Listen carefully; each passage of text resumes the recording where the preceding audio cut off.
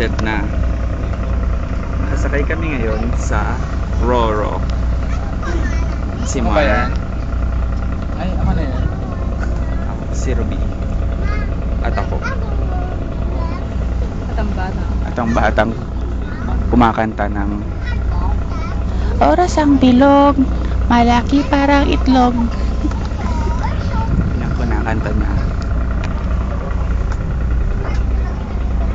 Ito ang sasakyan papuntang Bantayan Island. Tawag dito Roro. Si Beck mukhang lesbiana. Oh, mukhang tibong mongoloid na tibo. Oh, oh, oh. Malayong-malayo nang narating namin. Gaya ng makikita nyo, ito ang hilagang bahagi ng Cebu.